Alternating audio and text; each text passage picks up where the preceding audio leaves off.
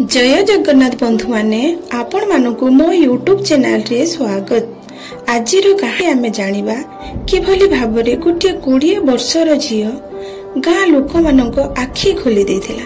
किभली भाबरे गाँ लोक गोटे गोरेला को मूर्ति तैयारी करिके आजी जाय पूजा करूछंती। ए भिडियोटी शेष जाय देखिबे। कहानीटी हेला उत्तर भारत छोटिया गोटे गाँ शांतिवन। एई गाँटी जंगलर हरा भरा सबुजिमा मध्यरे घेरी हेकी अछि। गाँटी कंचा माटी और कंचा सड़क रे तैयारी। गाँ लोकों को गोटे भय पशि जाइथिला। गाँ लोक बहुत पूजा अर्चना करुथिले, बहुत मिलिमिशि रहुथिले, किंतु से जंगलर सबुठारो गोटे विशाल रक्षक गोरेला को डरुथिले। किंतु से गाँर 20 वर्षीय कुआरी झियो पायल कहानीटी को रहस्यमय कर देथिला। 20 वर्षर पायल पढ़ा लेखारे भी आगुआ थिला। से सबु झियोंक ठारू अलगा थिला आ वन्यजीव संरक्षण करिबारे आग्रह प्रकाश करुथिला। किंतु पायल रो माता पिता गाँ झियो परि रहिबाकू कहुथिले। जहाँ भी हो गाँ रे बाहासाहा हेकी रही जिबाकू कहुथिले। किंतु पायल रो मन छोट बिलरू जंगल प्रति दुर्बलता थिला। जंगल विषय जानिबा, जंगल विषय पशिबा तार बहुत इच्छा थिला। जंगलर जीव जंतु प्रति तार प्रेम हो जाइथिला। दिने पायल एकुटिया जंगल आड़कू धीरे धीरे आसिला। सेही समय रे गोटे हरिण सेठी घायल अवस्था रे पड़िथिला। पायल से हरिण को जड़ी बूटी बांधी देइथिला। ठीक सेही समय रे प्रथम थर गोरेला को देखिथिला। गोरेला देखिबा को बहुत विशाल, किंतु ता आखिरे लिचु बल चलिला परे चमकिला थिला। पायल गोरेला को देखि डरी गला, किंतु गोरेला आखिरे गोटे आश्चर्यजनक दृढ़ता देखा जाउथिला। पायल डरिबा छाड़ी ता आखि को चाहि रहिला।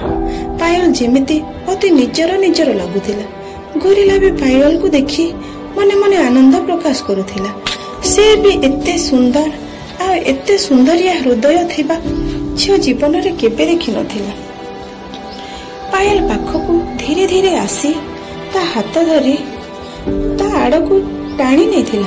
आ ता आखिरे पायल को कहिबाकू चेष्टा करुथिला, आस जिबा, ए जगह तुम पाई सुरक्षित नुह।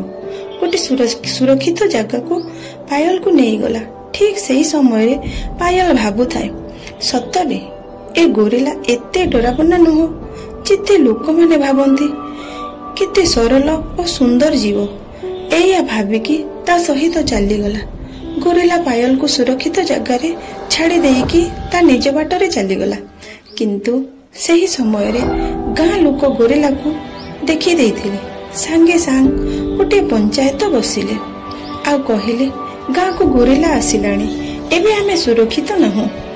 गाँ लोक बड़ लोक ठारू आरंभ करी छुआ मानक पाई भी सुरक्षित नुह।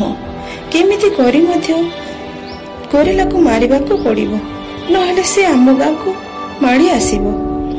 सेही समय रे पायल साहस करिकी छिड़ा हेई कहिला, आपण माने गोरेला को नै बहुत गलतफहमी पशि जाइछि। से गोरेला सेमिति किछि करिबनी। से केवल जंगलर सुरक्षित करूछि, काहारे किछि असुविधा करिबनी। किंतु केही पायल कथा सुनिलिनी। ठीक सेही समय रे गोटे लालची जगदीश परी लोकटे आसिला। गाँ लोकों को उस्केइला, ए जंगल रे सुना अछि। ए जंगल को काटिले सुंदर रास्ता और फैक्ट्री बनेबा, जहा द्वारा तुम मानक खाइबा पिंधिबा असुविधा रहिबनी, पैसार कमी हबनी। किंतु ए सब पाई जंगल रक्षा करुथिबा गोरेला को मारिबा को पड़िबो। गाँ लोक जगदीश कथारे राजी हेई गले, लोभी हेई गले। लालची मनरे सेमाने भी निर्णय नेले, सेमाने गोरेला को मारी देबे। ठीक सही समय रे पायल बारंबार सेमानंकु मना करुथिला, जंगलर किछि असुविधा करनी, जंगल आम समस्तंकर घर। सेही समय रे केही पायल कथा सुनी नथिले। जगदीश ता लोक मानंकु धरी और गाँ लोकों सहित मिसिकरी निया लगेबा पई आगे चलिला। ପାୟଲ ବହୁତ ବାରଣ କରୁଥିଲା, କିନ୍ତୁ ପାୟଲର କିଛି କଥା ଶୁଣିଲେନି। ତା ମାତା ପିତାକୁ ବି ବହୁତ ରିକ୍ୱେଷ୍ଟ କରିକି କହିଲା। ଗାଁ ଲୋକଙ୍କୁ ସପୋର୍ଟ କରି ପାୟଲ ଚୁପ ରହିବା ପାଇଁ ତା ମାତା ପିତା ବି ବୁଝଉଥିଲେ। ସମସ୍ତେ ଜଙ୍ଗଲକୁ ଜଲେଇ ଦେଲେ। ଜଙ୍ଗଲ ଜଳିବାରେ ଲାଗିଲା। ଗୋରିଲା ସମସ୍ତ ଜୀବଜନ୍ତୁକୁ ସୁରକ୍ଷିତରେ ରଖିବା ପାଇଁ ଏପଟେ ସେପଟେ ଧାଉଁଥିଲା। ପାୟଲ ବି ସେଠି ପହଞ୍ଚିଗଲା। ସମସ୍ତଙ୍କୁ ବୁଝଉଥିଲା, ଏ ଜଙ୍ଗଲ ସମସ୍ତଙ୍କର ଘର, ଏ ସୁନ୍ଦର ପରିବେଶ, ୟାକୁ ନଷ୍ଟ କରନି। କିନ୍ତୁ ଗୋରିଲା ସବୁ ଜୀବ ଜନ୍ତୁକୁ ବଞ୍ଚେଇବାରେ ଲାଗିଥାଏ। ଠିକ୍ ସେହି ସମୟରେ ଜଙ୍ଗଲର ପଚା ସଡ଼ା ପାଣିରେ ଗୋଟେ ଛୋଟ ପିଲା ବୁଡ଼ି ଯାଉଥିଲା। ସେହି ସମୟରେ ଗୋରିଲା ନିଜର ଜୀବନ ପରବାହ ନ କରିକି ନିଜ ଜୀବନକୁ ବାଜି ଲଗେଇ ଦେଇ ସେ ପିଲାକୁ ବଞ୍ଚେଇବା ପାଇଁ ଧାଇଁ ଆସିଲା। ସେହି ସମୟରେ ପାୟଲ ସମସ୍ତଙ୍କୁ ଅନଉଥାଏ। ଗାଁ ଲୋକ ମଧ୍ୟ ଗୋରିଲାର ଏଭଳି କର୍ମକୁ ଦେଖିକି ଆଶ୍ଚର୍ଯ୍ୟ ହେଇଗଲେ। ସେମାନେ ବି ନୀରବ ରହି ସେଠି ଛିଡ଼ା ହେଇଗଲେ।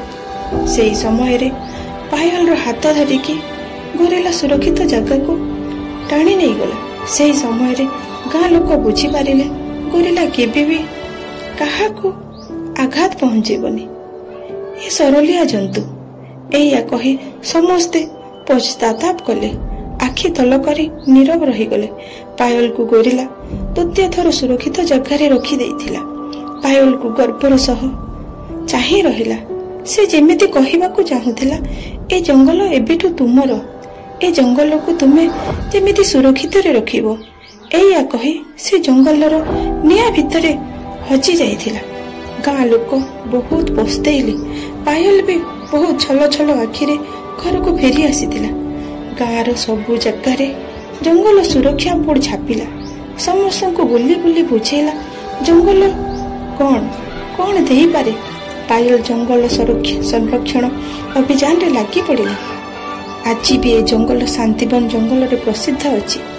ଗୋରିଲା ବହୁତ ବଡ଼ ବିଶାଳ ମୂର୍ତ୍ତି ବି ସେ ଜଙ୍ଗଲରେ ସ୍ଥାପିତ କରାଗଲା। ପାୟଲ ସମସ୍ତଙ୍କୁ ଗୋରିଲା ଓ ଜଙ୍ଗଲ ବିଷୟରେ କହି ବୁଲିଲା। ଛୋଟ ପିଲା ଠାରୁ ବଡ଼ ବୁଢ଼ା ଯାଏ ସମସ୍ତଙ୍କୁ କାହାଣୀ ଶୁଣେଇବାରେ ଲାଗିଲା। ପାୟଲ ଗୋରିଲା ପାଇଁ ସେ ଯେମିତି ତା ସୁନ୍ଦର ହୃଦୟରେ ହଜି ଯାଇଥିଲା। ସେ କେବଳ ଗୋରିଲାର ଶେଷ କଥା ରକ୍ଷା କରିବାରେ ଲାଗିଛି। ତ ବନ୍ଧୁ, ଏ ଥିଲା ଗୋରିଲା ଓ ପାୟଲ ଓ ଜଙ୍ଗଲର କାହାଣୀ। ଦୁନିଆରେ ବେଳେ ବେଳେ ଯାହା ଦେଖା ହୁଏ ତାହା ନଥାଏ। ତେଣୁ କିଛି ଜିନିଷକୁ ଭୁଲ ବୁଝିବା ପୂର୍ବରୁ ବିଚାର କରିବା ଆଉ କାର୍ଯ୍ୟ କରିବା କଥା।